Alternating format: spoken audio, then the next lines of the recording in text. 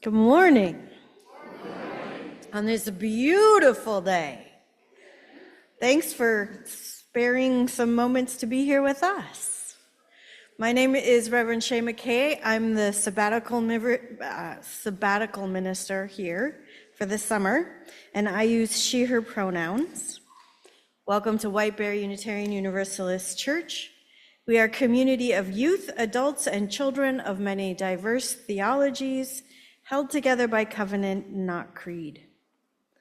If you have a request for today's meditation, please place it in the chat box on the Zoom, or you can add it to our meditation bowl over in the Soul Work Center over here, and we will add it to our meditation today.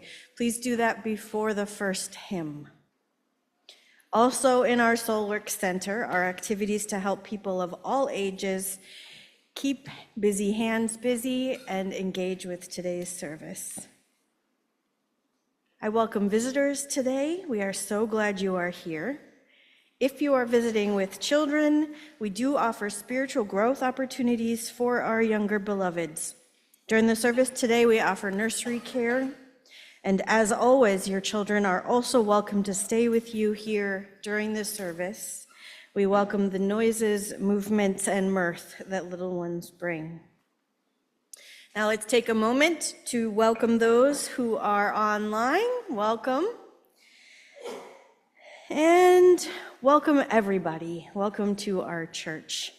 Together we grow our souls and serve the world in love.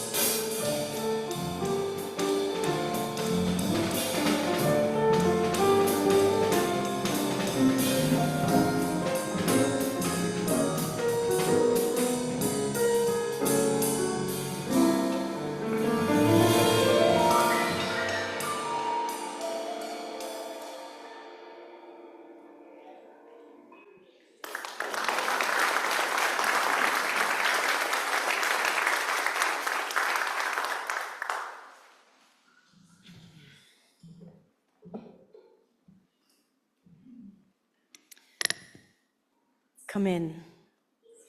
Come into this place we make holy by our presence.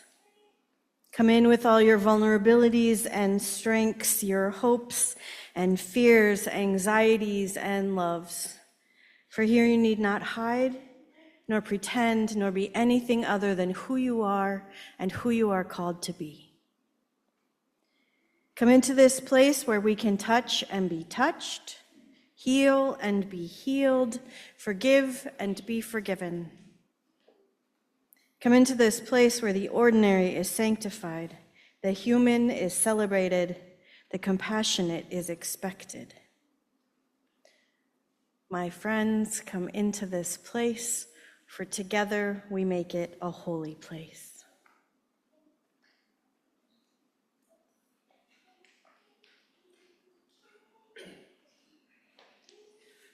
Good morning. My name is Logan Dom, and I use the pronouns they, them. For anyone who's managed to avoid it this long, the Marvel Cinematic Universe is a massive web of superhero films, TV shows filled with flying suits, talking raccoons, and more end credit scenes than you could think possible. The first movie was Iron Man, released in 2008, and they're still making new content to this day. Growing up, some of my favorite moments are from going to the movie theater with my family to see the latest Marvel movie. I remember the thrill of watching Black Panther and feeling the power of community and identity on screen, or the heartbreak of Avengers Infinity War, when heroes I cared about faced impossible challenges. Then, early in the pandemic, when everything felt isolating and uncertain, we streamed the entire Marvel Cinematic Universe from home. We started with Iron Man and finished with Spider-Man Far From Home. My best guess is that we watched over 50 hours of Marvel content. One journey that really stuck out with me is Loki's. Loki is the trickster god who struggles deeply with identity, belonging, and purpose. Loki's story is one of complexity and transformation. He starts as a mischievous troublemaker who wants to dominate the world, craving acceptance, but feels like an outsider because he's adopted and different. His anger and pain lead him to hurt others, acting out of jealousy and fear. Eventually, Loki is forced to confront the damage he's caused. He literally watches videos of the harm he's done, including the people he's hurt. But instead of running, Loki does something really radical. He listens, learns, and begins to care about others. We see him wrestle with his mistakes, question who he really is beyond the labels the world has given him, and begins choosing a path towards growth and acceptance. By the end of his story, Loki chooses purpose, sacrificing his own freedom to hold the entire universe together. His identity becomes one of service, not domination, because he chooses to grow, to love, and to take responsibility. As a queer person, this resonated deeply with me. The struggle of feeling like you don't fit the mold, carrying pain and anger, but still choosing to claim your own story and live authentically, even when it's messy and complicated. Like Loki and the heroes on screen, I'm learning that loving the world and ourselves means accepting the messiness and choosing to keep showing up again and again. And after all those hours of Marvel, I've learned this. It's not about the cape, the hammer, or the glowing thing in your chest. It's about choosing to show up. I light this chalice for the messy, miraculous world, not as we wish it to be, but as it truly is. I light it for the courage to stay present, to bear witness to both beauty and brokenness, to hold joy and woe in the same hand and still reach out with the other. I light this chalice as a queer person, as a young person, as a person becoming, choosing again and again to show up, with love that doesn't flinch and hope that doesn't lie. May this chalice remind us all that loving the world is not a feeling, but a practice we share together.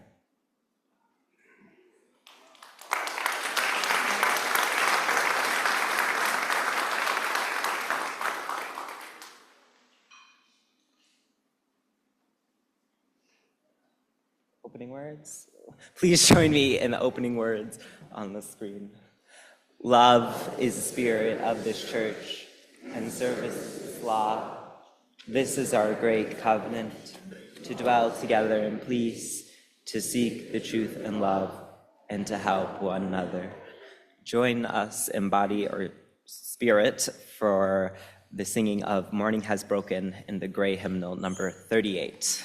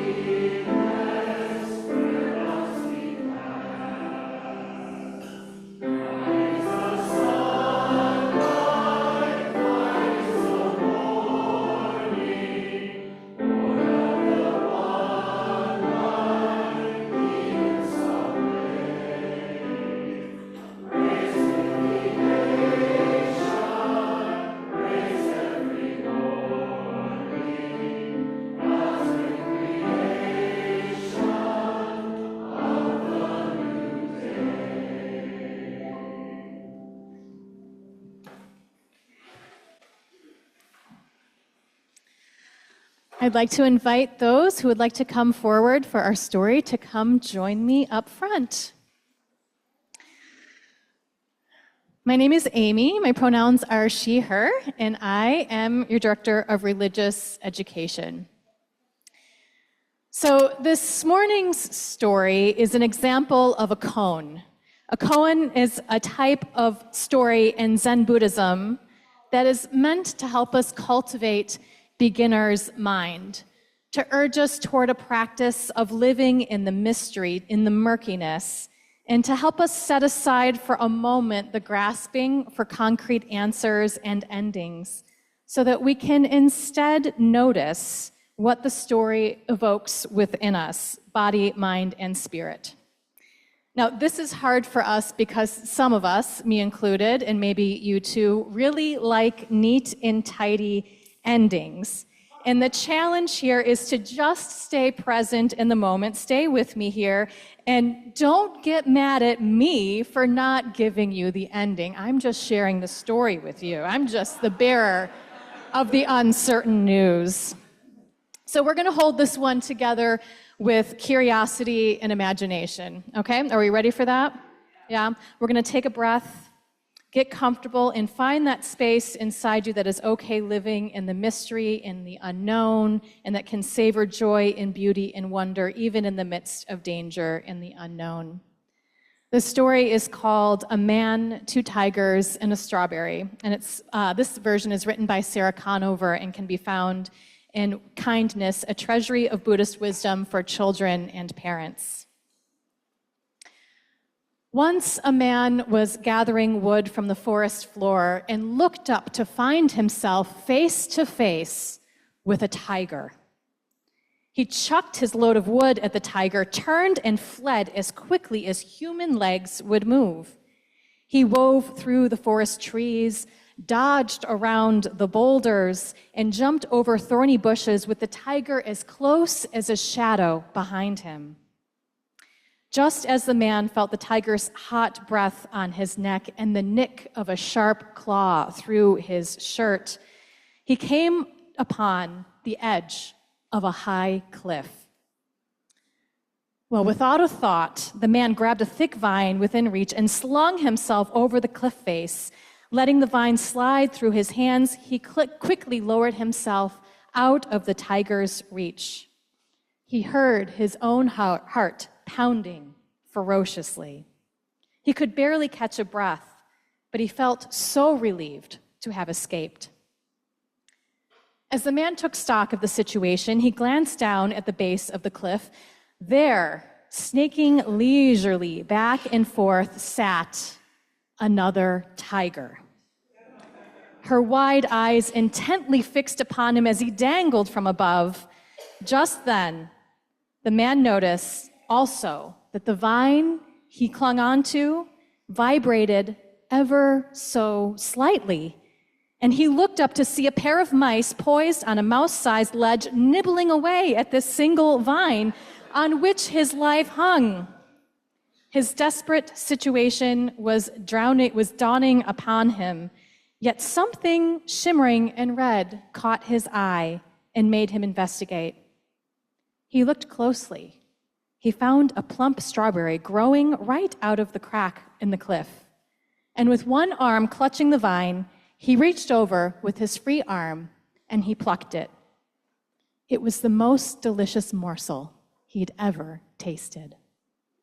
And that's the end of our story. It's a literal cliffhanger for y'all.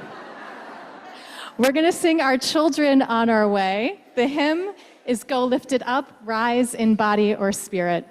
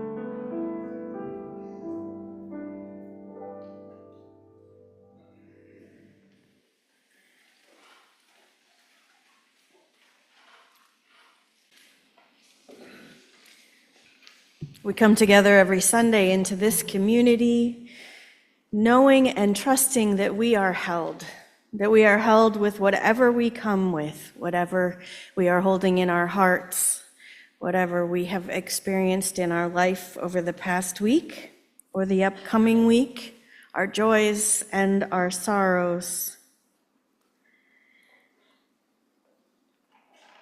I invite you now to open your hearts to these prayers from our community. Nikki and John Walla ask us to send care to their grandma Sugar, who's 80 years old.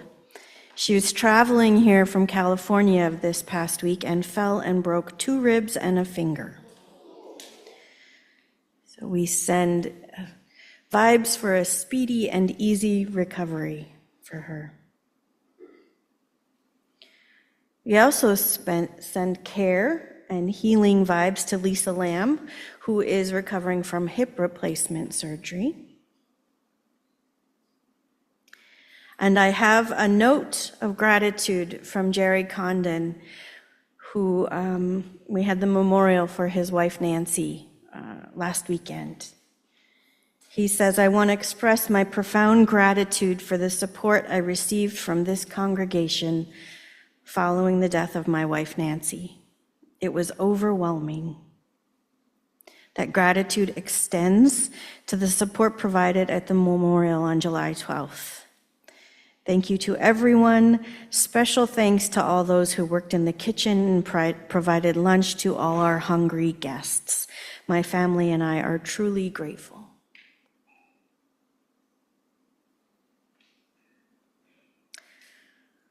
And now I invite you, with whatever you're holding in your heart, to trust that this community can hold it with you. And so please speak it into the circle of this love.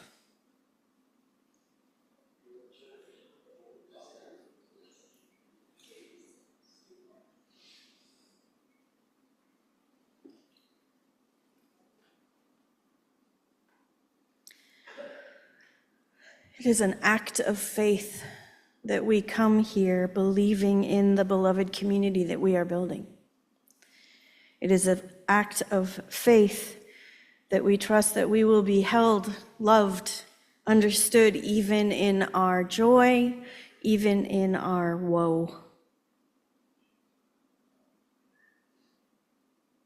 So whatever you believe in, to whatever God or no God that you pray, pray now for strength, for comfort, for compassion and kindness, for patience, for the ability to find both beauty and brokenness in this world, and let it touch you and break you open. Let us take now a few moments of silence before we sing, O Precious Lord.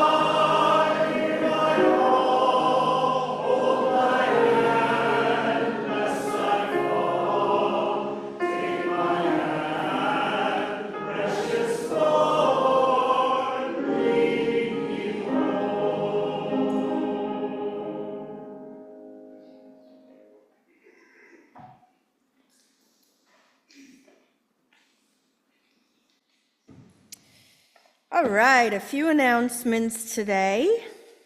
Next Sunday, does anyone remember what next Sunday is?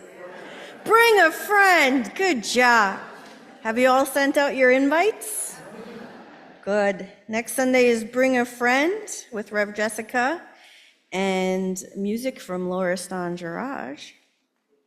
And then August 3rd is the question box, so be thinking of the questions you want to ask. Reminder that after service today, Rack is doing his music literacy for beginners here in the sanctuary at 11:30.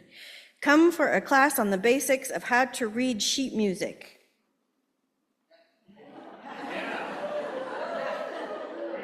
Like I said last week, he's going to condense 10 years of young person piano lessons into 1 hour of study. Yeah. A Vulcan mind meld, yeah. Each week, we here at White Bear collect for our offering plate. The money collected goes to support the work of this church in serving our mission.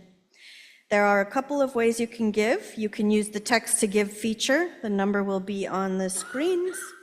You can give on the website, or you can place cash or check in the offering basket. Thank you for your generosity and your faith in this life we live together. The offering will now be gratefully collected.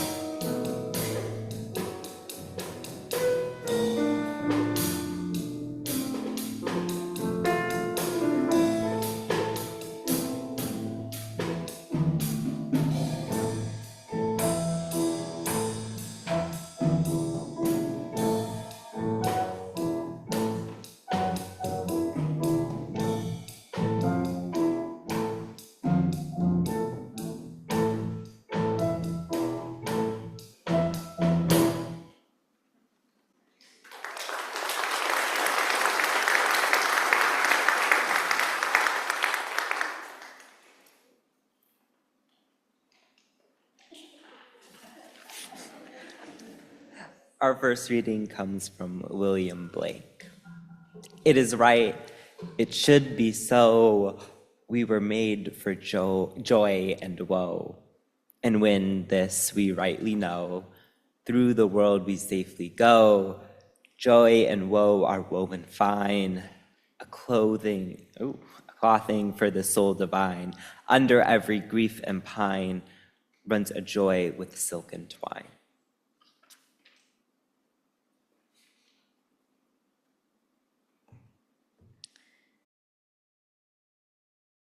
Our second reading today is called The Radical Power of Joy by Roger Berkowitz, and it was written for the Hannah Arendt Center 17th Annual Conference entitled Joy, loving the world in dark times. Could it be that what we're missing is not simply action and protest, but joy? Joy is not the same as happiness. It is deeper, more visceral, even dangerous. Joy erupts in a lover's gaze, in the transcendence of Beethoven's late sonatas, in the moment of grace experienced in the embrace of a once wayward child. Joy is not mere satisfaction, but a deep and lasting delight, an experience of the ineffable and the infinite. Joy is a visceral response to the things that matter most. Joy is not escapism. It is an act of refusal, a refusal to let despair be the final word. Where happiness can be solitary or private, joy demands connection to others, to a higher vision, to the world itself. Joy is transformative. What distinguishes joy is that in its effervescent grip, we are tied not simply to the moment, to a higher vision of meaning. Spinoza described joy as the feeling of moving closer to what we most desire, even if that end remains unreachable. In joy, we touch the infinite, however briefly. We are elevated beyond ourselves. There is no joy, Hannah Arendt might add, without some belief in meaning beyond the self, a faith, a calling, a love, a spark of the divine. To love the world as it is, without illusions, without consoling ideologies, is to find joy amidst sorrow. Joy in this sense is not denial, but clarity. It is the affirmation that even in the midst of pain, something meaningful, something beautiful, and worth preserving remains. Joy, then, is not a distraction. It is defiance. It is how we refuse to surrender our humanity.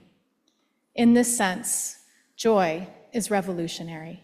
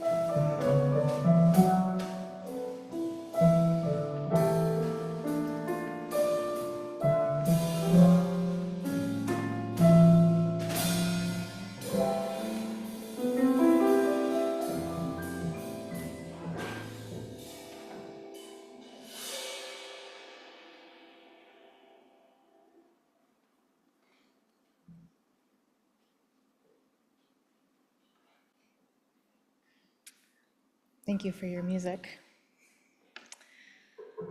So last summer, my brother and his family came to town from Denver, where they live, for a visit. It was my brother, his wife, and their two amazing, hilarious kiddos. The youngest of my two nephews is 7-year-old August, or Gus for short, or sometimes Gussie August, as he used to call himself when he was younger. Gus is super creative. He loves art and tea parties and fashion and stories, and he loves baking sweet treats. During their stay, I had the auntie honor of working with Gus on his first ever project using a sewing machine. He wanted to make a purse and a matching headband. So with a quiet determination that is kind of uncharacteristic for a child that young, he saw the whole project through from beginning to end. He began by creating his very own design, then selected the fabric, then together we cut and ironed and pinned together the pieces. He learned how to thread the machine, how to carefully lower the presser foot, and how to ease the pedal down with his foot with just the right amount of pressure so that he could stitch the fabric together, not too fast and not too slow. "Perfect," I remarked. "Aunt Amy," said Gus with a very serious look on his face, "perfect does not exist." Life lessons for all of us, right? So I found out pretty quickly during Gus's visit that it turns out perfect exists in my vocabulary way more than I realized. How's Saturday at 7? Perfect. How's pizza for dinner? Perfect. How was that book, movie, concert, work of art? Oh, it was just perfect. You get the idea. So on principle, do I agree that perfect does not exist? Yes. Yes, I do. Deep in my bones, I do. But I have to tell you that I say it so often that I simply lost count of how many times my dear sweet nephew had to remind me that there is no such thing as perfect. He was like a skilled goalie at the ready. Gus did not let a single utterance of perfect pass without a gentle correction. "Aunt Amy, there is no such thing as perfect." So it turns out that Gus had an art teacher who taught him about the dangers of perfectionism. And Gussie took this straight to heart, and rightfully so. I love that his art teacher had this lesson for the class, and it's a lesson I wish I had as a young child, especially in art class. It is a deeply joyful and powerful thing to watch a kid create without the fear of breaking convention, and who's able to just learn by being present to the process and just by doing. Good for Gus. Good for his art teacher. Good for all of us. Now, confession, I still hear myself say perfect quite a bit, but now I wince a little every time I hear myself say it. In fact, funny story, earlier this week, when Logan sent me their text for their beautiful chalice lighting for this Sunday, my immediate response was to quickly type an email that says, "Oh, this is perfect." And then realizing the irony of what I had done, I quickly erased it and said, "Logan, this is just beautiful." But low-key, Logan, it was kind of perfect. Just don't tell Gus I said that. That'll be our secret. But we all have these language habits, right? And while sometimes we say things like perfect kind of as hyperbole, because we all really know deep down inside there is nothing flawless under the sun, there is a risk of letting a word like perfect run around unchecked in our minds and hearts and vocabulary. It is a great example of a seemingly innocuous word that is actually an expression of a deeply ingrained, kind of unhealthy cultural norm, right? It worms its way into our daily habits, our worldviews and behaviors and values, and it can actually be pretty harmful to ourselves and to others. And what I'm realizing about my own deeply ingrained perfectionism is that often it is about being comfortable, seeking comfort, right? Perfectionism is about a familiarity with the way it's been done before. It's about grasping for a socially acceptable ideal and trying desperately to avoid mistakes and the pain of not getting it right. In this way, perfectionism is about an avoidance of pain. It is a form of grasping. Perfectionism can even be about avoiding the pain of holding the things and the people in the world we love under scrutiny. It can be hard or even heartbreaking to face our flaws and the flaws of the people and the world we love. Another one of the real dangers of perfectionism, I think, is that perfect also implies completion. It's final, as if there's nothing more of value to be added to something or someone or some world that is perfect. And this is counter to our UU theology, right? Revelation is continuous, as James Luther Adams would say. Perfection leaves no room for curiosity or imagination or varieties of lived experience. It is a tool used to oppress those on the margins. It leaves no room for deeper understanding, no room for including change, no room for the yes ands required to build communities or movements together. Perfection, in that way, is also deeply isolating. There is no such thing as perfect. There are no perfectly sewn purses. There are no perfect people. There are no perfect sacred texts or movies or music or celebrities or relationships or art. And I don't think I have to tell you that our country and our world are not perfect. So I am learning to unlearn entrenched perfectionism, one gentle reminder from a 7-year-old at a time. Although I kind of have a feeling that I may have just deputized you all into Gus's little anti-perfectionism army, so I may not need to wait for my next visit from Gus for gentle reminders when this insidious little word inevitably makes its way back into my vocabulary, which is fine. I welcome it. Please do. One of the tools that also helps get me unstuck from a posture of perfectionism are koans, like the story we heard earlier. As many times as I have read and thought about and shared that story with you all, it's been quite a few times now, it still pushes me a little, still makes me just a little uncomfortable. It challenges my deep need for a familiar, neat, and tidy ending. Maybe you experienced that too. It pushes me to live into the space of not knowing, to a practice of living in complexity. A space we occupy a lot in real life, right? How will it end?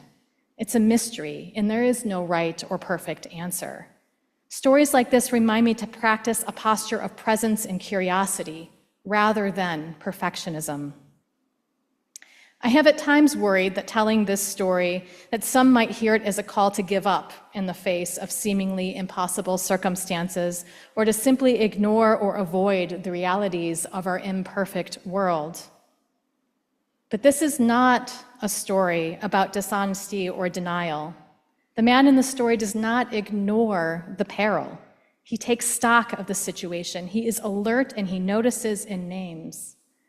This is also not a story about cheap optimism. He does not wax poetic about how it will all work out in the end, nor does he romanticize the situation by reciting cliches. And this is also not a story about resignation. The man is not resigned to his situation even while he enjoys the strawberry. With one arm still clutching the vine, he reaches over with his free arm and plucked it. This is a story about joy and woe woven fine, about the grief and worry and fear that we hold at the exact same time as we savor beauty in our imperfect world. It is a story about presence and curiosity, and a story about the multitudes contained in all of us and in the world. It is a story about how, as Roger Berkowitz tells us, to love the world as it is, without illusions, without consoling ideologies, is to find joy amidst sorrow. It is not denial, but clarity. That even in the midst of pain, something meaningful, beautiful, and worth preserving remains. This is a story about a love of the world that is not attached to perfection, but presence. This is what thinker Hannah Arendt called Amor Mundi. We are living in a time when it can feel real hard to love our country and our world, and how we move forward feels really foggy and unclear. But this particular brand of loving the world, one that is honest, one that keeps us curious and present, is what keeps us attached to what James Luther Adams would call dynamic hope, or what Krista Tippett would call muscular hope. Amor Mundi is a practice of staying present to the thing worth turning towards, the things worth saving our world for. It is revolutionary, defiant joy. In 9th grade here, our teens are invited to participate in a class called Coming of Age. It is our rite of passage program to honor teens as they move out of childhood and into youthhood. Maybe you were here for their service last May. During the Coming of Age year, our teens work on a credo statement, their statement of belief. Inevitably, the early drafts of their statements are a laundry list of the things that they do not believe, right? And this is a part of the work of clarifying our beliefs and values. It's often the first step to identify our holy no's before we can get to our holy yeses. Maybe you've had this experience too. But while theologies rooted in rejection may be enough to help us avoid some discomfort and pain, they alone are not enough to give us the strength when we are faced with uncertainty. Maybe they are tigers or mice or otherwise. We have to be in the work of finding what calls to us, what anchors us. We have to find our beacons. And so we talk with them about how credo means, to this I give my heart, and about how faith comes from the Latin fide, the same root word as confidence. And we do the work of wondering and naming the joys that keep us grounded in the world, and we tease out and we challenge those holy no's to get to those holy yeses. Building theologies solely on the things we reject leaves us on shaky ground, and this is hard for us UUs. It's tempting for us UUs, right? Particularly if you were coming from a religious tradition or experience that was harmful, right? It is absolutely right and good to be able to identify worldviews and values that do not serve us, that do not serve the world. But theologies, and in fact communities and movements, also need something of a vision. With the space you have created with your holy no, what is it that you are saying yes to in this life? What do we say yes to as a community, as a country? What are the strawberries in our world? What is your beacon? What keeps you grounded? What do we say yes to? This is similar to how we build our covenants, right? Our covenants are not a laundry list of the things we don't want to do. That would be a super long list and probably not very hopeful or helpful.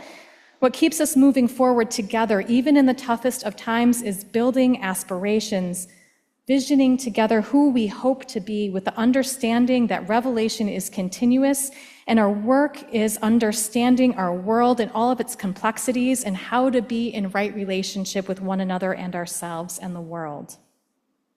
And this is so important, to think deeply about what we give our hearts to, especially in our work for justice. This is what fortifies our justice movements. We do not have to ignore what is breaking our hearts to also hold up that which fills our hearts. Krista Tippett has a lovely series currently on her On Being podcast called The Hope Portal. Maybe you've listened to it. It's a series of short excerpts from interviews with activists, poets, thinkers, and an invitation to journal and reflect. In a recent episode, environmental activist Joanna Macy shared about her love of the world that keeps her grounded in hope. She says, "The kind of apathy and closed-down denial are difficult in looking at what we're doing in our world stems not from callous indifference or ignorance so much as it stems from fear of pain. That was a big learning for me," she says, "as I was organizing around nuclear power and around the time of 3 Mile Island catastrophe and then around Chernobyl. And so it relates to everything. It relates to what's in our food, and it relates to the clear cuts of our forest. It relates to the contamination of our rivers and ocean. So that became actually perhaps the most pivotal point in the landscape of my life, she says, that dance with despair, that to see how we are called to not run from the discomfort and not run from the grief or the feelings or the outrage or even fear, and that if we can be fearless to be with our pain, it turns. It doesn't stay static. It only doesn't change if we refuse to look at it. But when we look at it, we take it in our hands. When we can just be with it and keep breathing, then it turns. It turns to reveal its other face. And the other face of our pain for the world is our love for the world. And so in this moment, we are called to be witnesses, to be present to the pain, to the grief and the fear, present to curiosity, present with one another, because this too, this story that we are living, we don't know how it ends. It's a mystery. But we do know that it is a story about joy and woe woven fine, that it's a story about the grief and the worry and the fear that we hold as the exact same time as we savor the beauty of our imperfect world. It is a story about showing up and about presence and staying curious and finding the things worth turning towards. And we must keep turning towards one another because there is deep grounding joy here that builds muscular dynamic hope that binds us together and makes us strong.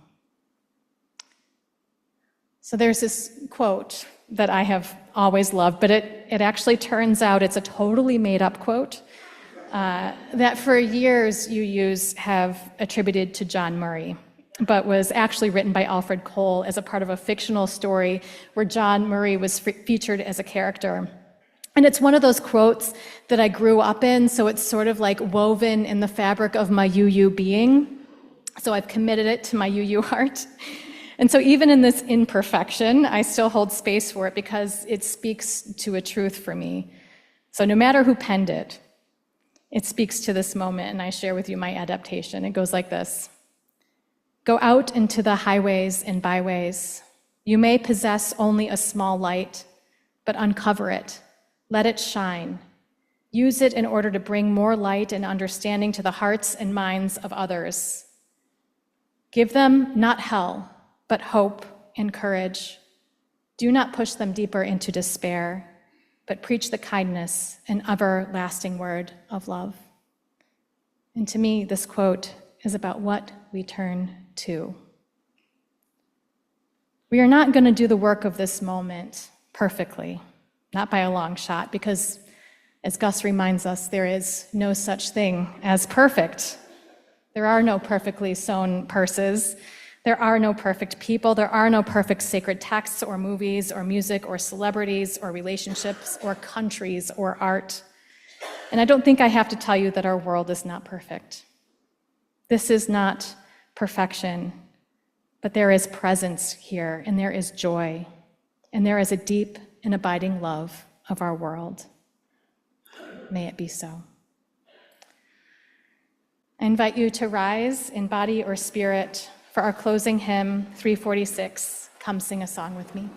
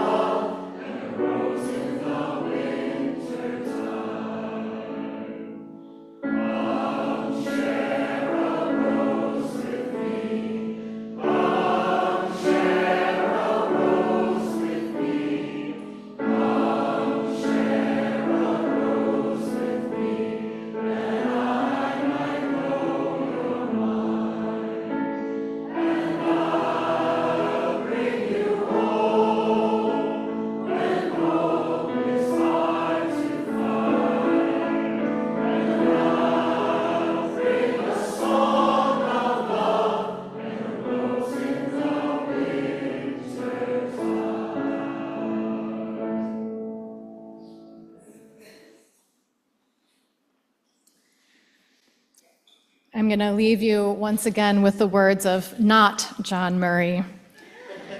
Go out into the highways and byways. You may possess only a small light, but uncover it. Let it shine. Use it in order to bring more light and understanding to the hearts and minds of others. Give them not hell, but hope and courage. Do not push them deeper into despair, but preach the kindness and everlasting word of love. Maybe so. Go in peace.